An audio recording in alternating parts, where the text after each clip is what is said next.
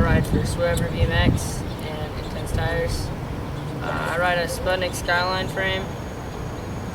I got premium whiskey bars with Sins grips, Odyssey mono lever, some Odyssey cables, and a S&M purple redneck stem, Snafu gyro, premium strand or Primo strand forks, Intense MK2 tire, this to a Primo Balance complete front wheel.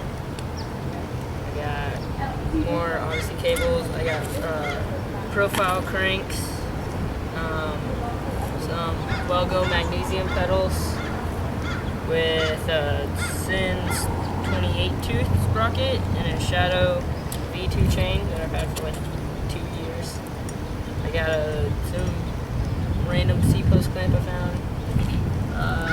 Primo and a Primo pivotal C-post that I've had forever. Pivotal seat.